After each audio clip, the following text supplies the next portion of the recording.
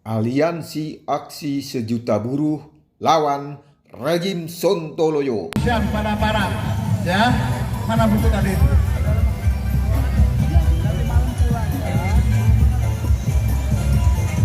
Kawan-kawan, ini ya, ini putusan Mahkamah Konstitusi,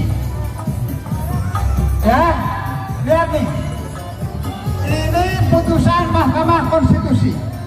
Setebal ini, apakah ini dituruti oleh pemerintah kita, oleh presiden kita, oleh pejabat kita? Buat apa ada Mahkamah Konstitusi? Saya kepada aparat, ini tidak digubris. Ini tidak digubris oleh pemerintah. Undang-Undang Nomor 11 dinyatakan inkonstitusional. Ini setebal ini mereka membuat itu, tidak main-main. Ini negara hukum. Kami di sini hanya mengingatkan bahwa Omnibus Law ini inkonstitusional. Undang-Undang Nomor 6 dan Undang-Undang Nomor 11 itu sama persis, substansinya sama. Di mana bedanya? Kalau Mahkamah Konstitusi memutuskan beda, itu baginya tolol. Betul? Ini buku bukan main-main, ini keputusan mahkamah. Tahu mahkamah artinya? Wakil Tuhan di muka bumi. Jadi mohon kepada aparat untuk berpikir ulang mengusir kami dari sini. Ini akan menghentikan sementara. Kami akan marah. Tahu marah. Jangan memulai memprovokasi. Kami di sini baik-baik diam di sini, tidak membuat keributan, aksi damai, aksi terdamai. Mana ada kembang yang patah, mana tidak ada kan? Ada gedung yang kita bakar, ada. Mantap, mantap. Kenapa mereka istana membiarkan kondisi seperti ini? Yang arogan siapa? Yang sombong siapa? Profesor Jimli saja mengatakan mereka menggunakan full by power. Bakar aja sekarang, bakar. Hukum dijadikan oleh mereka sebagai alat untuk kepentingan mereka sendiri. Buat apa ini keputusan Mahkamah Konstitusi? Kenapa ini tidak dihormati? Kenapa 2 tahun? Harusnya mereka mengajak kita berunding. Kenapa 2 tahun tidak digunakan untuk berunding? Mengapa?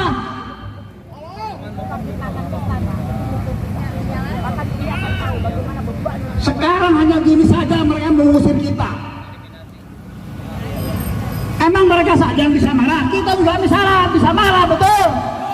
Kita ini masih di sini, masih damai, diam, tidak membuat apa-apa malam ini. Apa masalahnya mengusir kita?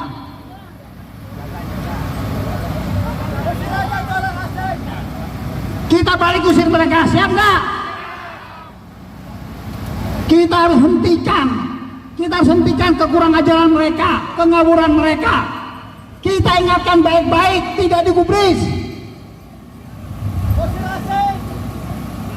Bapak tahu nggak, teman-teman? ILO, kami tadi dari ILO saja sudah memberikan rekomendasi kepada pemerintah Indonesia bahwa undang-undang itu minta ditinjau ulang. Kalau bahasanya ILO kan bahasa halus, artinya minta dicabut. Ini bahasanya.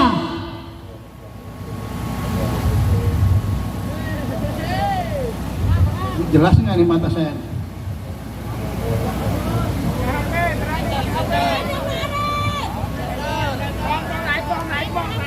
Ya. Nih ya, ini bahasa rekomendasi ILO nih.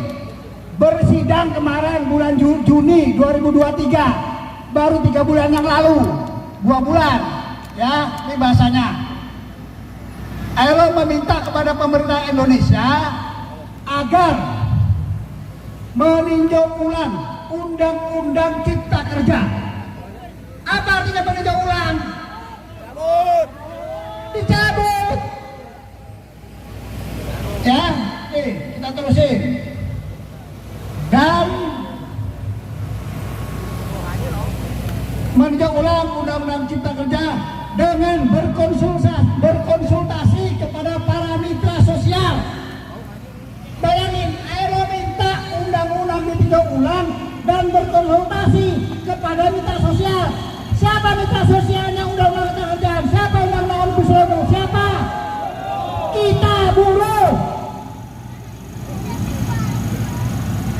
Kita ini serikat dan Pancasila, Undang-Undang Dasar meminta bahwa seluruh dengan musyawarah untuk mufakat, tapi mereka tidak melakukan. Mereka melakukan ini membuat draft diam-diam, disahkan dengan cara sendak-sendu, sembunyi-sembunyi kayak maling, kayak copet, sembunyi-sembunyi, betul? Rejim Sontoloyo, Kita begini mau mengusir. haram jadah, babi kurap. Siapa? Kalau mereka benar, ya kan? Mereka benar dari siang. Ada perwakilan mereka datang ke sini, ada dari sana datang ke sini. Tidak ada, kita dibiarkan, Pak. Dibiarkan sampai kita capek sendiri. Mereka tahu kita ini bukan militer. Kita bisa kelaparan malam, ya kan? Tapi alhamdulillah kawan-kawan hebat.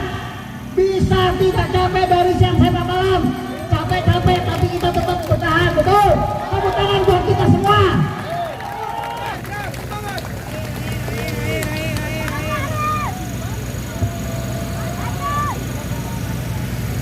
Teman-teman ngerti nggak? Ngerti kan? Ya kan? MK dalam keputusannya, ini dalam buku ini.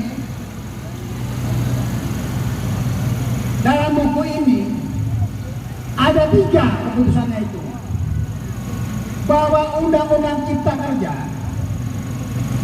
itu melanggar atau bermain dengan Undang-Undang Dasar, melanggar azas, ya. Apa yang keterbukaan? Artinya dia tidak melibatkan kita seperti Aero tadi itu, ya kan? Sebagai mitra sosial bahasanya, betul?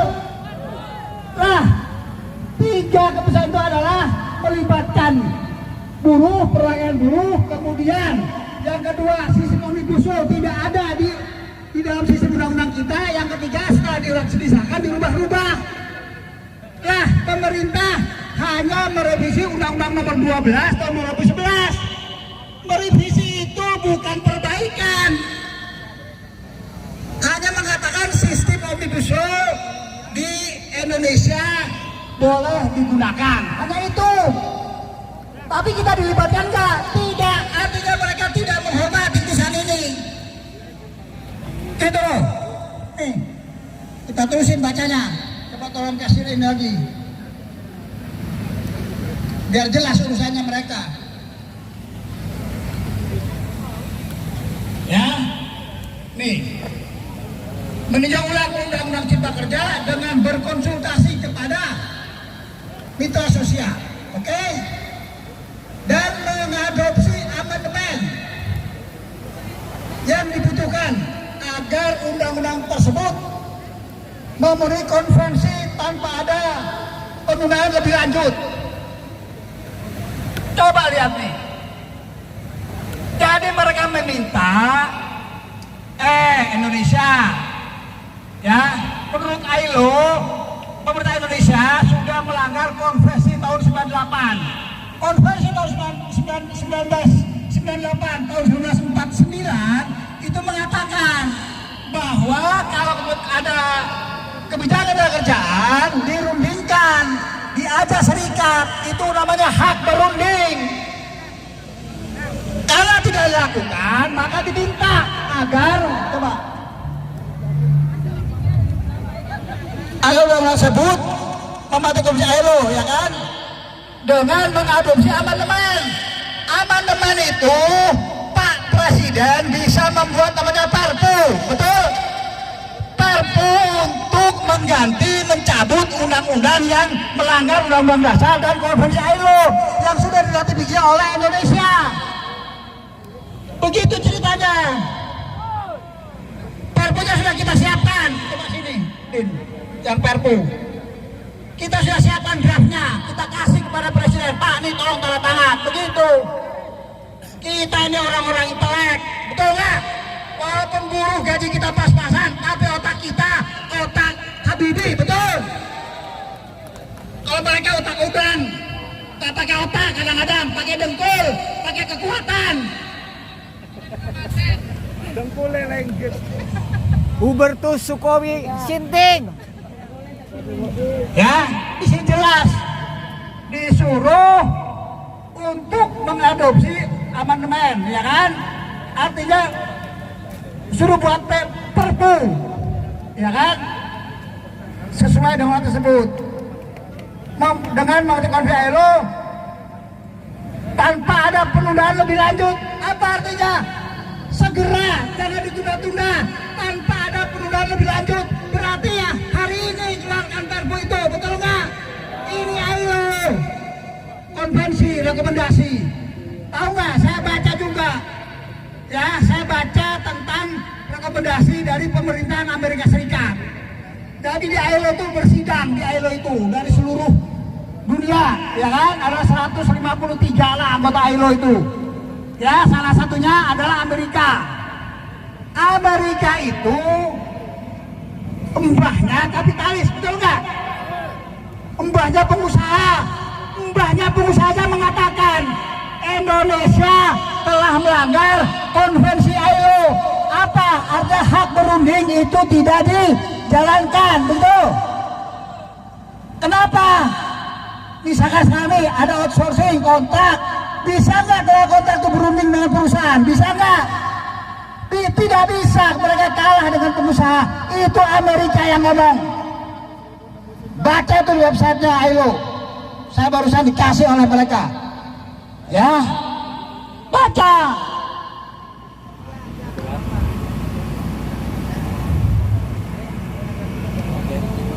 Jadi kita kesini ini bukan main-main. Tapi apa yang terjadi? Sama sekali tidak ada dari mereka. Datang kek, telepon kek, Pak Jumhur, bisa nggak kita coba kita? Nggak ada dari mereka, Pak. Kita dibiarin aja, biar aja lah, capek-capek sendiri, betul nggak? Kalau sekarang kita diusir, ya, kalaupun kita diusir sekarang, kita akan buat gerakan yang lebih besar dari ini. Seluruh karyawan, seluruh buruh keluar dari pabrik, tidak ada toleransi, betul? Ini kita masih 10%. Ya, nggak apa-apa lah, walaupun nanti diusir, kita bertahan sekuat-kuatnya. Tapi catat oleh mereka, oke? Siap semua, siap mengeluarkan seluruh pabriknya, siap. Tidak ada yang tinggal, pabrik itu harus kosong. Harus datang semua ke sini. Siap, baru mereka akan ngeri, Pak.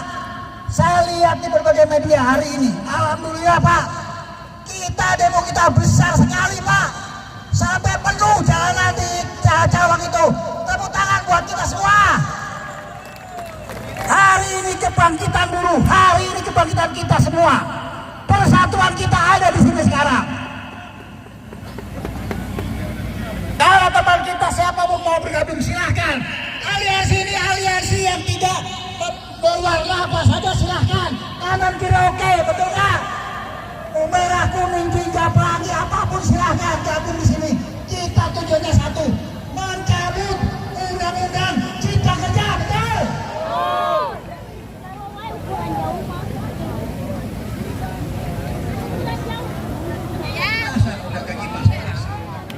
Ya, habis ini Pak polisi, Pak Brimob, saya beritahu ya, kawan-kawan ini Pak, sebentar lagi di PHK semua yang karyawan tetap karena kontrak dan outsourcing bebas. Apa bedanya karyawan kontrak sama karyawan tetap atau yang sama outsourcing? Apa bedanya? Karyawan tetap itu Pak ada tunjangan dan lain-lain ya kan, gaji berkala dan naik jatuh, betul nggak?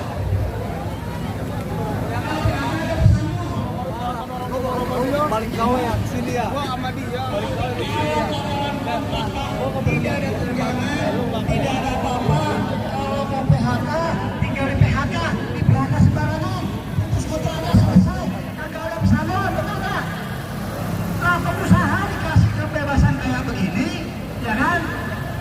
dibebas kebebasan, ya dia pasti menggunakan penegakan bantuan sosial, betul nggak?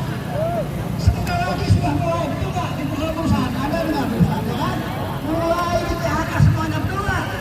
Akan dibantu oleh karyawan sosial kontrak. Itu akan menyuburkan perusahaan-perusahaan outsourcing yang makan dari kulit orang. Itu namanya eksploitasi de belum parong. Tahu nggak ada eksploitasi belum parong? Itu bahasa Madura. Ada penghisapan rakyat, penghisapan manusia oleh manusia. Diperas. Eksploitasi Anda itu. Kalau seorang karyawan tetap hanya sementara, begini PHK. Ya, ini kontrak sedang marah. Sekarang ada lagi yang namanya magang, betul nggak, Pak? Bagaimana pemerintah kita ini? Magang, Pak, gajinya 1 juta, 1,5 juta, kerjanya sama aja dengan yang karyawan tetap, betul nggak, Pak? Mereka ingin untung sebesar-besarnya. Emang negara ini milik nenek moyang lu. Negara ini milik kita. Kita harus perjuangkan sekuat-kuatnya. Siap? Tahu nggak karyawan tetap dan karyawan kontrak di Indonesia ini, Pak? Kawan-kawan, kalau yang namanya karyawan tetap, ya kan? Pertama martabatnya punya martabat, betul nggak? Punya harga diri. Kalau kontrak nggak jelas. Anda kalau pacaran yang muda benih, kalau pacaran tanya, Anda kontrak tetap, kontrak lah besok putus mas, begitu. Ya kan? Putus langsung. Mertua juga nanya, Dek, nah pacarmu kerjanya tetap apa kontrak? Kontrak apa? Ya putus aja besok, begitu Pak. Jadi satu martabat. Kalian tetap bukan masalah gaji, betul nggak? Dulu pegawai negeri gajinya itu hanya 60.000. Karyawan sastra gajinya sudah 150.000. 2,5 kali lipatnya. Tapi kenapa orang berbondong-bondong nyari pegawai negeri? Karena di situ ada martabat, betul nggak? Ada kepastian. Sekarang ini kita tidak ada kepastian di dalam pemerintahan ini, di dalam rezim ini, di undang-undang omnibus ini. Tidak ada kepastian, tidak ada keberlangsungan pendapatan. Paham? Rejim Sinteng.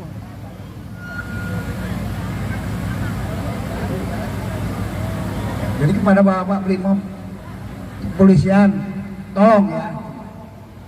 Mudah-mudahan Anda terketuk dengan omongan kita ini. Ya. Ini mana buku tadi? Nah, ini perpu sudah kita buatin draftnya, draft perpu kita buatin Pak. Itu ya bisa bikin draft perpu. Atau kita tanda tangan sendiri aja di sini, saya tanda tangan. Arif Minardi, Presiden Republik Indonesia, begitu. Ya kan? Sementara Presiden Republik Indonesia, sementara PJS. Atau Pak Jumur kita angkat jadi presiden sekarang. Ya, dilantik hari ini. Terus tanda tangan perpu. Boleh ya? Atas nama bangsa Indonesia. Ini siapin perpunya Pak. Ini lengkap Pak, semua pertimbangannya itu. Ada berapa? Bung, ada 30 undang-undang ya. Pokoknya mah nggak kalah lah dengan orang-orang di situ. Mereka yang kalah, mereka yang bego, ya kan? Coba sini. Sekali lagi ya kan, ini nggak dihormati. Coba bayangkan. Terus mau jadi apa negara ini? Kalau hukum sudah sudah dipermainkan, sudah dibuat untuk kepentingan mereka. Lihat kalau untung lagi santai. Substansinya pun juga mendegradasi nasib buruh. Jadi memang kita harus marah Pak, harus marah, betul nggak? Marah terus. Kalau tidak marah, bisa disebut pengkhianat, betul? Marah adalah kepribadian bangsa. Nah, ini buat apa ini? Kalau ini nggak digubris, ya kita banting aja. Ya kan? Buat apa MK? Bubarin aja MK. Ya nggak? Kalau perlu bubarin aja tuh kepresidenan. Bubarin DPR. Udah kita buat negara Republik Federasi Pasundan.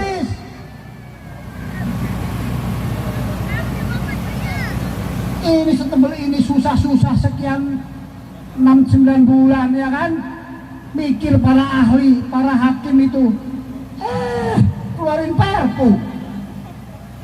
Ya siapa yang nggak bisa kalau gitu? Ada undang-undang nanti di bidang konvensional, besoknya bikin perpu, hidup lagi, di MK lagi, direview lagi, habis gitu diputusin inkonstitusional, besoknya bikin perpu lagi. Mau apa negara kita? Ya dulu biar semangat. Akses buruh. Nah, bangkit, bergerak, hancurkan tirani. Siap? Ayo ya, bareng-bareng ya. Akses buruh. Lawan. Akses buruh. Lawan. Kita harus marah hari ini. Mohon kepada teman-teman Brimob, kita ini sudah marah. Jangan dibuat marah lagi. Kami ini nggak punya senjata, datang ke sini niat baik, tapi nggak digubris. Tolong anda bilang ke istana itu, kalau perlu anda bubarin tuh, Brimob datang sana, Pak.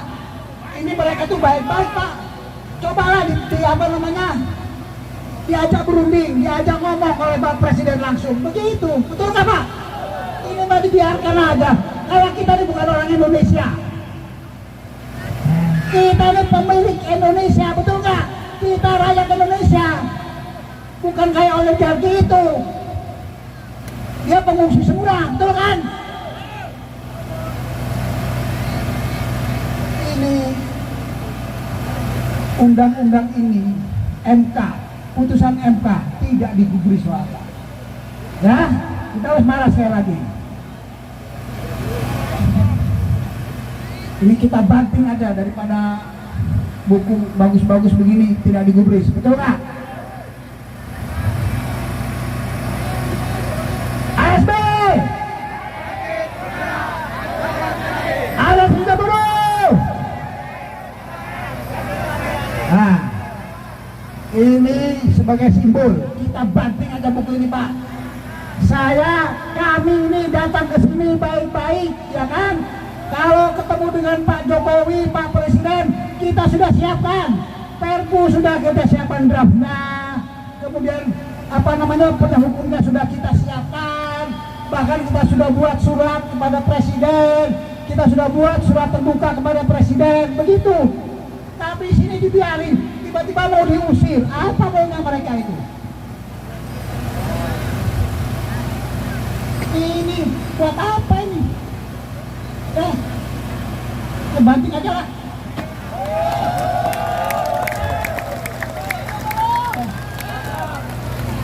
Yang tidak menghormati itu nanti nasibnya akan kita banting, betul? Kalaupun tidak kita yang banting, insya Allah akan memberikan mereka pelajaran. Allah akan membanting mereka. Allahu Akbar. Siapa yang maha besar? Jokowi. Kecil kan? Kita besar. Kecil juga. Berarti sama-sama kecil. Yang besarnya Allah. Makanya hati-hati. Ya, jangan membiarkan orang-orang terdolimi, orang-orang yang gajinya pas-pasan, yang sedang kena PHK akibat keserakahan, kerakusan para pengusaha, para oligarki. Mudah-mudahan Allah membanting mereka seperti buku tadi. Oke, ada yang buruh. Ada yang buruh. Assalamualaikum warahmatullahi wabarakatuh. Ya, warahmatullahi wabarakatuh. Waalaikumsalam.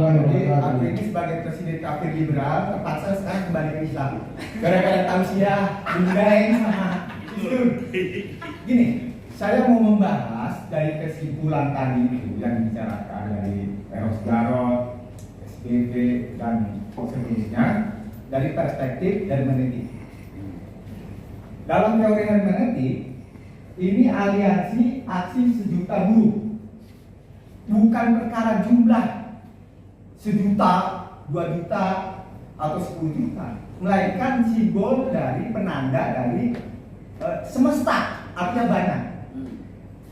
Itu pertama. Kedua, ini kan diksi aksi 1 juta buruh ini, aku paham. Bung Jumhur alaihi salam itu sebenarnya menganut Pancasila. Dalam Pancasila itu pelaku perjuangannya adalah musyawarah mufakat dalam bentuk perwakilan yang ada di MPR itu. Jadi kan dibully nih waktu pertama aksi 1 juta buruh itu sama-sama teman aktivis juga, katanya mana bisa mendatangkan 1 juta gitu kan? Terbukti kan cuma 100.000 misalnya. Ingat dulu dalam teori perwakilan. Jadi kalau hadir 1.000 berarti mewakili 1 juta. Kalau ada 100.000, oh bayangin itu bisa 100 juta. Itu yang kedua. Yang ketiga, ini menurut teori hermeneutik juga. Tadi Bung Eros Jarod alaihi salam itu sebenarnya mengasih penanda, ya, yang dibicarakan itu apa-apa yang dibayangkan, gitu loh. Jadi secara substansi apa-apa yang dibayangkan. Seperti juga Plato, ya, bikin konsep negara itu bukan fakta, apa-apa yang dibayangkan, dan itu penting. Sama pentingnya ketika periode perjuangan Nabi Muhammad SAW, periode Mekah. Bebaskan jiwanya, baru periode Madinah adalah tunggu. Jadi sholat, puasa itu berguna bagi dirinya untuk membentuk mental. Nah kemudian ditarik ke periode Madinah dalam konstruksi sosial, ibadah sosial. Makanya ketika pertama aksi 1 juta buruh itu, Bang Jumhur alaihissalam telah melakukan ibadah sosial yang pahalanya berlipat ganda. Nah, kemudian tadi diuraikan oleh pembicara selanjutnya, kalau Eros apa yang dibayangkan, kalau yang selanjutnya itu paparan berdasarkan fakta empiris, dan ini semakin mengerucut. Jadi saya rumuskan, setelah reformasi maka harus revolusi. Setelah merdeka harus merdesa. Merdesa itu cukup sandang pangan, sopan santun, beradab, ya kan? Bisa berumah tangga, walaupun saya belum kawin, ya kan? Jadi perkara tubuh. Nah itulah yang disebut ibadah sosial, seperti yang diperjuangkan oleh seluruh para nabi. Sekian, terima kasih. Berdasarkan amandemen Undang-Undang Dasar tahun 2002 secara legal formal Indonesia bubar. Tahun 2025 Indonesia bubar secara de facto menuju kejayaan Indochina Raya. Jiwaku merdeka mensemesta alam, ragaku merdesa mengisi kemerdekaan.